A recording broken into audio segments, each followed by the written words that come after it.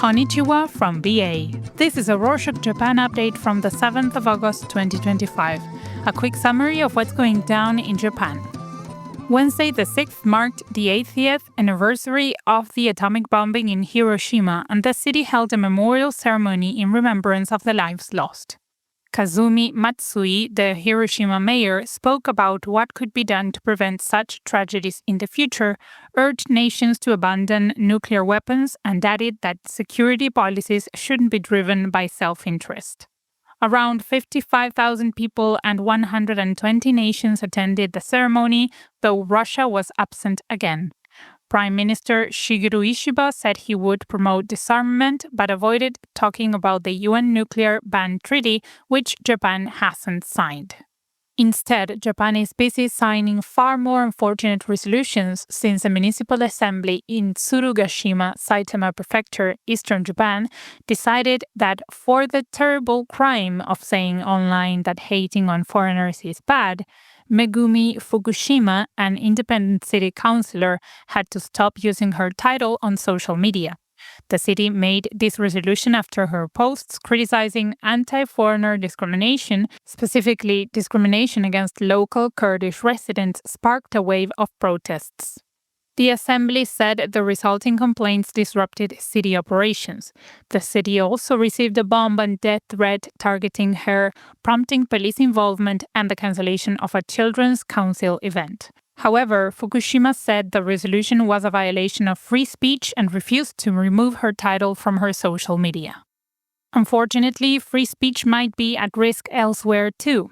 The anti-immigration Sanseito party sent an email to news media outlets saying that if they want to send reporters to ask questions at one of the party's press conferences, they will now be required to pre-register. Reporters would have to submit company and personal details, and freelance reporters would need to send an image of their photo ID. Sanseito said that anyone who they considered disruptive of past news conferences wouldn't be allowed to attend.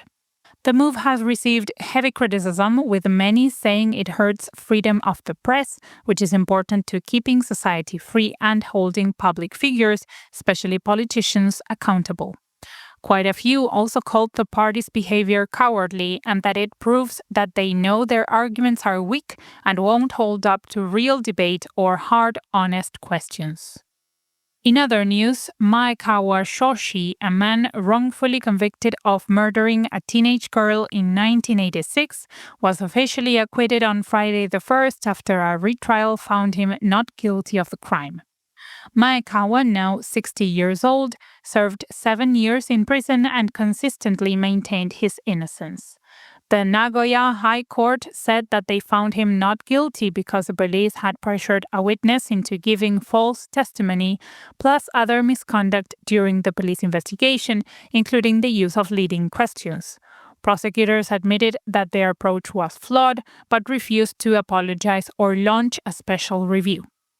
Maekawa expressed relief at the final acquittal and vowed to continue advocating for reform of Japan's retrial system. Meanwhile, on Sunday the 3rd, Shinjiro Koizumi, the agriculture minister, visited Niigata Prefecture to see firsthand how low levels of rainfall in northern and northwestern Japan these past few months are affecting rice crops in major rice-producing regions. At Oyachi Dam, which is now at just 6% capacity, water outflows have been suspended.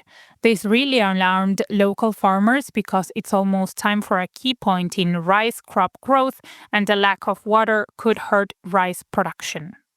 Koizumi assured them that the ministry is responding with emergency measures like water truck deployment and said he would monitor the situation closely to protect rice yields.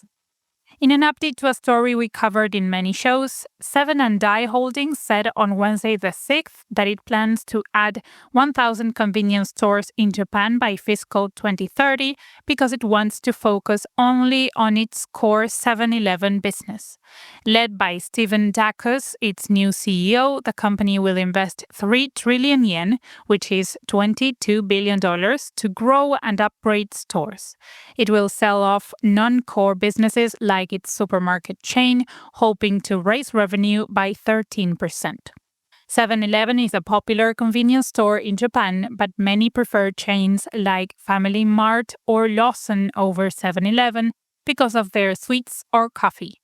The competition is heavy, so it's hard to tell if Seven & I's plan will work. In financial news, quite a few Asian stocks rose slightly on Wednesday the 6th, despite muted trading following U.S. market losses caused by a weakening U.S. economy. Japan's Nikkei 225 went up by 0.6%, with Hong Kong rising by 0.3%.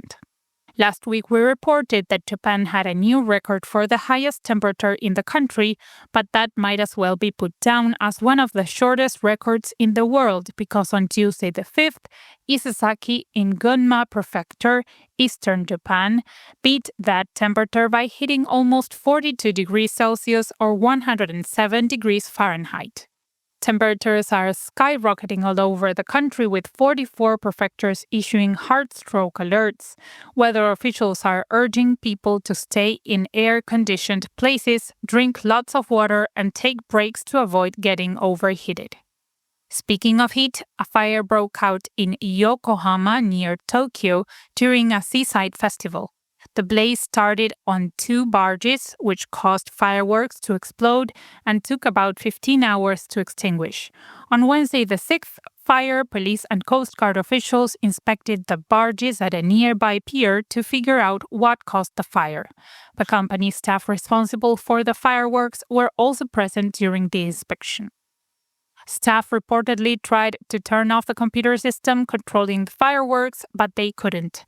As a result, the fireworks display continued and the fire on the barges worsened.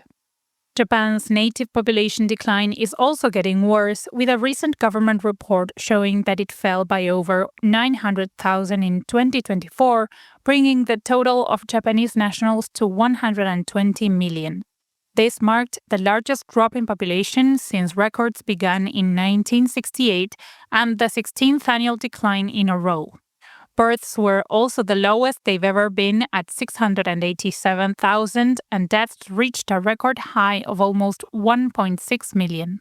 However, even though the native Japanese population is going down, the number of foreign residents went up to the highest they've ever been at nearly 4 million. Hokkaido in the north saw the largest rise in foreign residents, while Tokyo was the only area with a native population increase, mainly because many people moved there. In sports news, Naomi Osaka, the famous tennis player and 4-time Grand Slam champion, reached her first National Bank Open semifinal on Tuesday the 5th. This is the first title she's going after since the 2021 Australian Open, when she took a 15-month break to give birth to and raise her daughter.